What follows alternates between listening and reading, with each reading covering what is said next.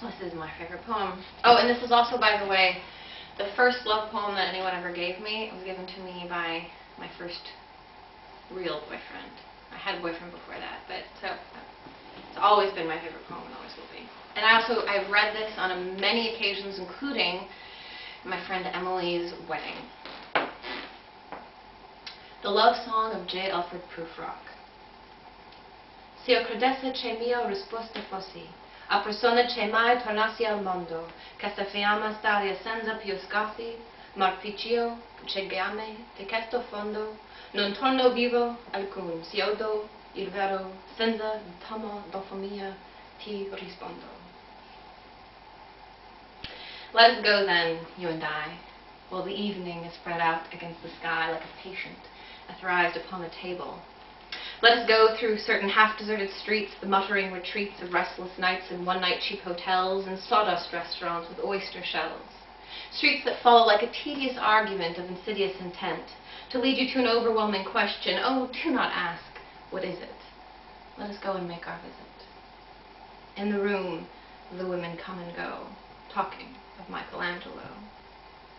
The yellow fog that rubs its back upon the window panes, the yellow smoke that rubbed its muzzle on the window panes, licked its tongues into the corner of the evening, lingered upon the pools that stand in drains, let fall upon its back the soot that falls from chimneys, slipped by the terrace, made a sudden leap, and, seeing that it was a soft October night, curled once about the house and fell asleep.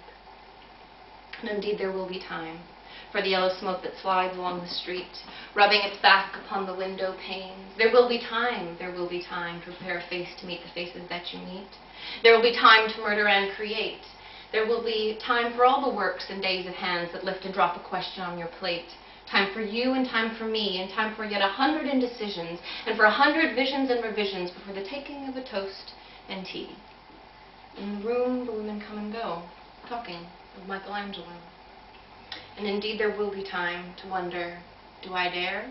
And do I dare? Time to turn back and descend the stair with a bald spot in the middle of my hair. They will say, but how his hair is growing thin.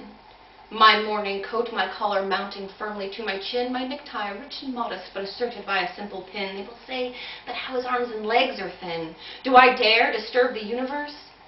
In a minute there is time for decisions and revisions which a minute will reverse. For I have known them all already, known them all.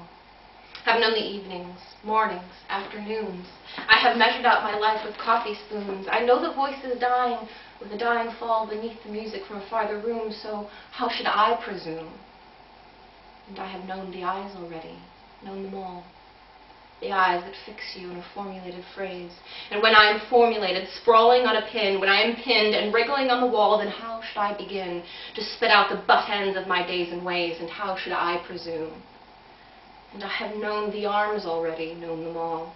Arms that are braceleted and white and bare, but in the lamplight down with soft brown hair. Is it perfume from a dress that makes me so digress?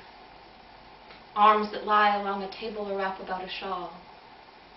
And should I then presume? And how should I begin? Shall I say, I have gone at dusk through narrow streets and watched the smoke that rises from the pipes of lonely men in shirt sleeves leaning out of windows. I should have been a pair of ragged claws scuttling across the floors of silent seas. And the afternoon, the evening, sleeps so peacefully, smoothed by long fingers, asleep, tired, or it malingers, stretched on the floor here beside you and me. Should I, after tea and cakes and ices, have the strength to force the moment to its crisis? But though I have wept and fasted, wept and prayed, though I have seen my head grown slightly bald, brought in upon a platter, I am no prophet. And here is no great matter. I have seen the moment of my greatness flicker, and I have seen the eternal footman hold my coat and snicker, and in short, I was afraid. And would it have been worth it after all, after the cups, the marmalade, the tea, among the porcelain, among some talk of you and me, would it have been worthwhile to have bitten off the matter with a smile, to have squeezed the universe into a wall, to roll it towards some overwhelming question, to say, I am Lazarus, come from the dead, come back to tell you all, I shall tell you all. If one, settling a pillow by her head, should say, that is not what I meant at all. That is not it at all. Would it have been worth it after all? Would it have been worthwhile after the sunsets and the dooryards and the sprinkled streets, after the novels, after the teacups, after the skirts that trail along the floor, and this and so much more? It is impossible to say just what I mean, but as if a magic lantern threw nerves and patterns on a screen, would it have been worthwhile if one, settling a pillow or throwing off a shawl and turning toward the window, should say, "That is not it at all. That is not what I meant at all." No! I am not Prince Hamlet, nor was meant to be. I am an attendant lord, one that will do to swell a progress, start a scene or two, advise the prince, no doubt an easy tool, deferential, glad to be of use, politic, cautious, meticulous, full of high sentence, but a bit obtuse, at times, indeed, almost ridiculous, almost at times the fool. I grow old. I grow old. I shall wear the bottoms of my trousers rolled. Shall I part my hair behind, and do I dare to eat a peach? I shall wear white flannel trousers and walk upon the beach. I've heard the mermaids singing, each to each. I do not think they will sing to me. I have seen them riding seaward on the waves, combing the white hair of the waves blown back, when the wind blows the water white and black. We have lingered in the chambers of the sea, by sea girls wreathed with seaweed red and brown, till human voices wake us, and we drown.